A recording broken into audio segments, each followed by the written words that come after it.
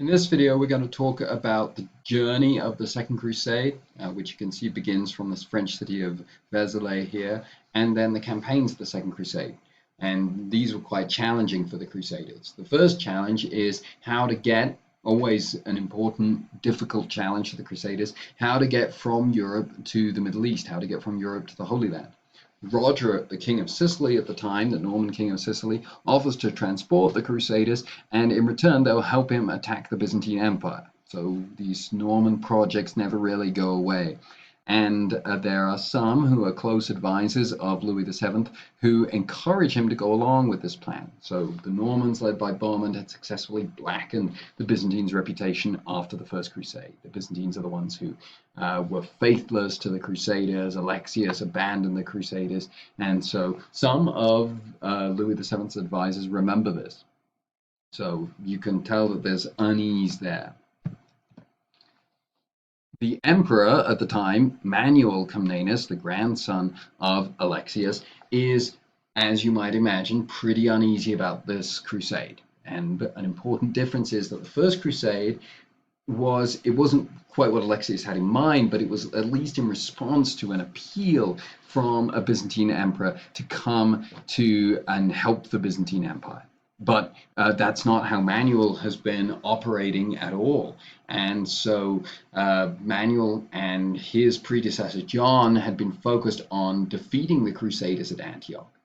And so they see, or they're worried, that this crusade has been actually called against them. The Crusaders are saying they're coming to fight against Zengi, but Zengi's dead now. And are they actually coming to shore up Byzantine control of Antioch?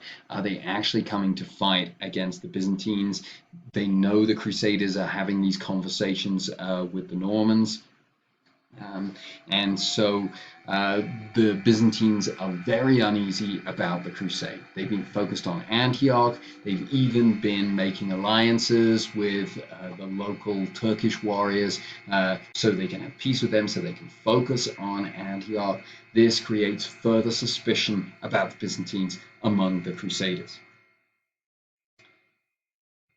So Byzantine unease is somewhat ameliorated by Conrad the Emperor. So he arrives at Constantinople first with his army. And the German troops had kind of made a nuisance of themselves, beating up on the Greeks. They're an army marching through the land. They take what they want from the inhabitants of the land. So Conrad and his troops kind of make a nuisance of themselves.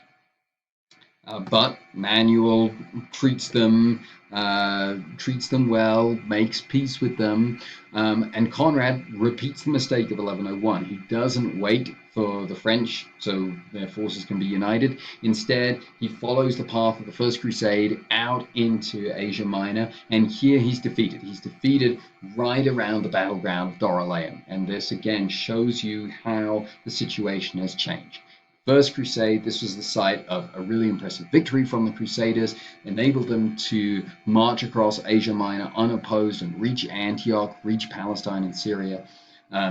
They achieved this by working as a team. This time, one of the Crusader armies doesn't wait for the other one and gets defeated, and the army is almost wiped out. As I said, by this point, the Turks have realized don't take on the Crusaders head on. Instead, fight them in a way that's highly mobile, that doesn't let them get to grips, that doesn't let them use their heavier weapons and heavier cavalry.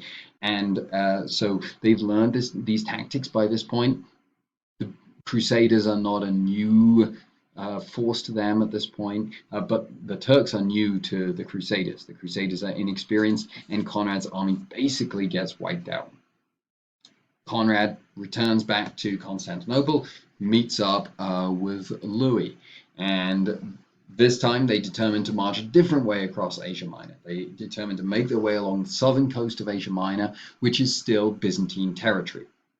And so they're going to stay in territory that they hope is friendly. Now, even though southern Asia Minor is still technically Byzantine territory, the Byzantines only barely control these lands.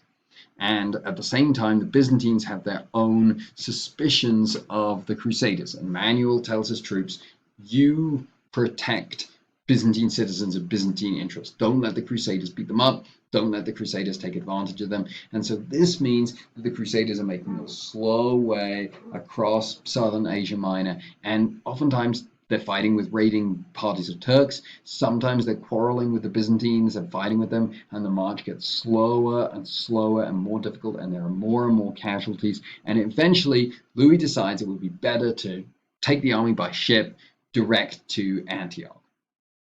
But then they discover there aren't enough boats to ship the army to Antioch.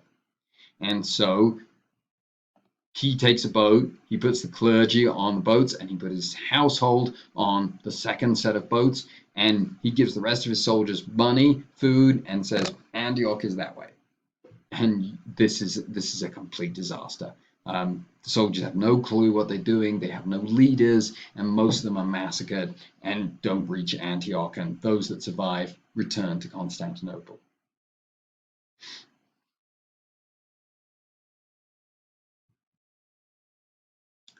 Now, the Crusaders in the Holy Land who are waiting for the Second Crusade, as the Second Crusade is getting bogged down in Asia Minor, are encouraged that Zengi has died, but Zengi is succeeded by his second son, Nuruddin, who in some ways was even more aggressively opposed to the Crusaders than his father. And it's with Zengi that we start to see the idea of fighting a jihad against the Crusaders becoming more and more a prevalent part of Muslim rhetoric and propaganda. That this is big fighting against the Crusaders is starting to be presented as a holy war. Now, eventually, the remnants of the Second Crusade, Conrad, Louis, Eleanor, and the few soldiers that have survived make their way to the Holy Land, arrive in the Latin Kingdom of Jerusalem. Now, there's no chance of recapturing Edessa now. Their army has been too decimated by the journey. But it's still a significant force. Maybe they can still be useful to the Latin Kingdom. And they arrive in Antioch, which is ruled at the time by Raymond, who's the uncle of Eleanor. And Raymond suggests that they should use this force to attack Aleppo. So this is one of the major cities controlled by the local Turkish warriors, and it's the one that's weakest, it's closest to Antioch. Raymond feels this is a way to strengthen the Crusader kingdom, also strengthens his position. And so there's this war council at Acca where they debate the different courses of action. And Eleanor is becoming very attached to her uncle, Raymond, and people start to think that she's carrying out an affair with Raymond. They seem to be getting altogether too comfortable with one another, and this is really bad for morale.